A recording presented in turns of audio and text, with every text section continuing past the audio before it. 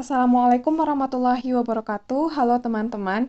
Di video kali ini kita akan mengerjakan latihan soal TWK CPNS 2023 dan video ini video yang ke-80. Soal yang pertama. Berdasarkan Undang-Undang, Hakim Mahkamah Konstitusi dapat diberhentikan dengan tidak hormat, antara lain apabila A. 5 kali berturut-turut tidak hadir dalam persidangan, B. Sakit jasmani dan rohani secara terus-menerus, C. Masa jabatannya telah berakhir, D. Telah berusia 67 tahun, E. Mengundurkan diri. Yang ditanyakan adalah, menurut Undang-Undang, Hakim Mahkamah Konstitusi dapat diberhentikan dengan tidak hormat apabila ... Berikut pembahasan soal nomor 1. Berdasarkan Undang-Undang, Hakim Mahkamah Konstitusi dapat diberhentikan dengan tidak hormat antara lain apabila 5 kali berturut-turut tidak hadir dalam persidangan dan melanggar etika kehormatan yang sudah ditetapkan oleh Badan Kehormatan. Sedangkan Hakim Mahkamah Konstitusi berhenti dengan hormat apabila sakit jasmani dan rohani secara terus-menerus, masa jabatannya telah berakhir, telah berusia 67 tahun, dan mengundurkan diri.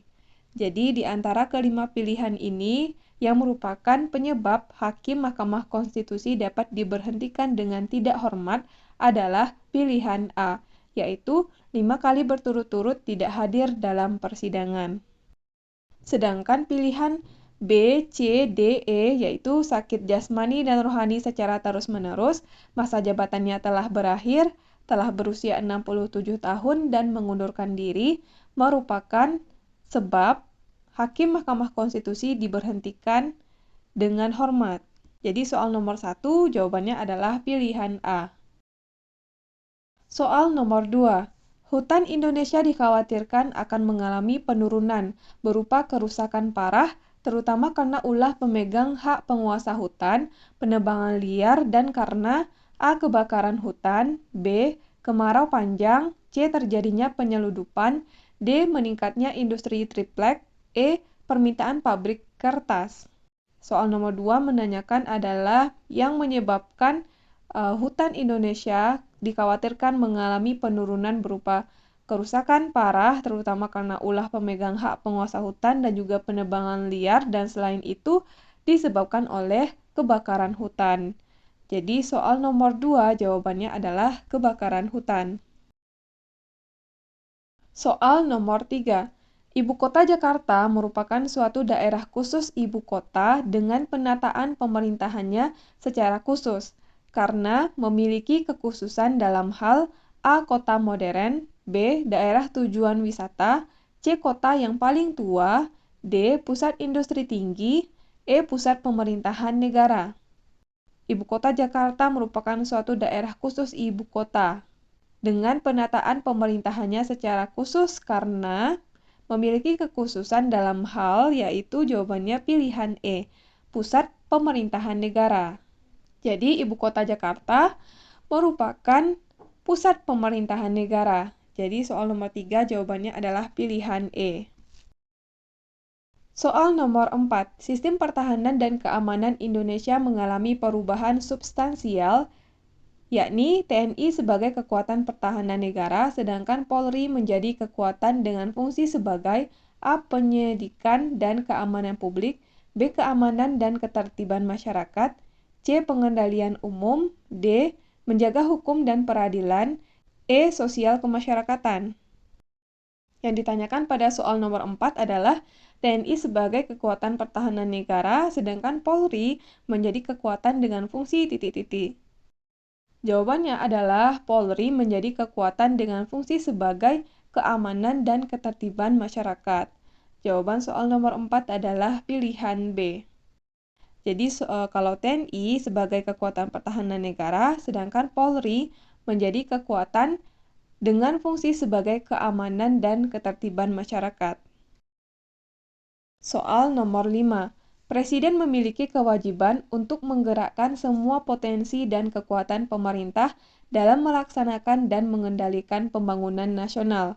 Amanat ini tertuang dalam A. Pemerintah yang berkuasa, B. Undang-Undang Dasar, C. MPR, D. DPR, GBHN atau garis-garis besar haluan negara, yang memuat atau amanat tentang presiden memiliki kewajiban untuk menggerakkan semua potensi dan kekuatan pemerintah dalam melaksanakan dan mengendalikan pembangunan nasional, termuat atau tertuang dalam pilihan E, yaitu GBHN atau garis besar haluan negara.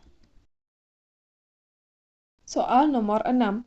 Kewajiban yang dikeluarkan pemerintah paling tidak dalam bentuknya yang positif pada umumnya dibuat berdasarkan pada A. Kehendak para pengambil keputusan, B. Musyawarah untuk mufakat, C. Agama dan kepercayaan, D. Hukum kewenangan tertentu, E. Adat istiadat. Kewajiban yang dikeluarkan pemerintah paling tidak dalam bentuknya yang positif pada umumnya dibuat berdasarkan pada musyawarah untuk mufakat. Soal nomor 6 jawabannya adalah pilihan B. Soal nomor 7. Perpindahan penduduk dari satu pulau ke pulau yang lain yang biasa disebut dengan program transmigrasi akan lebih efektif apabila dilakukan dengan A. Pemberian bantuan langsung, B. Pemerataan lapangan kerja, C. Perumahan yang memadai, D. Penyediaan lapangan kerja, E. Peningkatan sarana sosial. Dari kelima pilihan ini, yang lebih efektif dilakukan yang berbarengan dengan program transmigrasi atau perpindahan penduduk dari satu pulau ke pulau yang lain adalah pilihan B, yaitu pemerataan lapangan kerja. Dengan diadakannya pemerataan lapangan kerja, maka program transmigrasi akan lebih efektif dilakukan. Soal nomor 8. Salah satu azas pemerintahan yang mengutamakan keseimbangan antara hak dan kewajiban penyelenggaraan negara disebut A. Azas keadilan, B. Azas akuntabilitas, C. Azas profesionalisme, D. Azas proporsionalisme, E. Azas keterbukaan. Salah satu azas pemerintahan yang mengutamakan keseimbangan antara hak dan kewajiban penyelenggaraan negara disebut juga dengan azas keadilan. Jadi soal nomor 8 jawabannya adalah pilihan A. Soal nomor 9. Pokok-pokok penyelenggaraan pemerintahan daerah berdasarkan A. Undang-Undang Dasar 1945, B. Undang-Undang Nomor 20 Tahun 2002, C. Undang-Undang Nomor 32 Tahun 2004, D. Kepres Nomor 102 Tahun 2001, E. Kepres Nomor 30 Tahun 2003. Yang ditanyakan adalah penyelenggaraan pemerintah daerah berdasarkan ...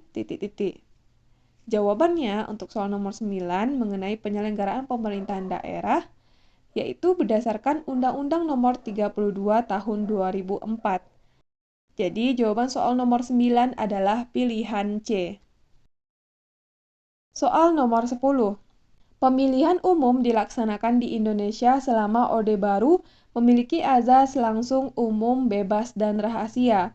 Kemudian pada masa reformasi, yaitu pemilu tahun 1999, ditambah lagi beberapa azas, yaitu A. Bertanggung jawab, B. Jujur dan adil, C. Efektif dan efisien, D. Semua untuk semua, E. Kebersamaan.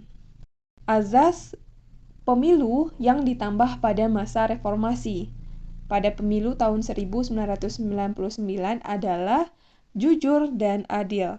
Jawabannya adalah pilihan B. Yang pada awalnya, pada saat Orde Baru, hanya langsung, umum, bebas, dan rahasia. Kemudian pada masa reformasi, ditambah lagi, yaitu azas jujur dan adil. Jadi, azas pemilu jadinya ada 6. Langsung, umum, bebas, rahasia, jujur, dan adil. Soal nomor 10 jawabannya adalah B. Oke, teman-teman, kita udah selesai bahas 10 soal. Mudah-mudahan video ini bermanfaat untuk teman-teman semuanya. Terima kasih buat yang udah nonton video ini. Sampai ketemu lagi di video selanjutnya.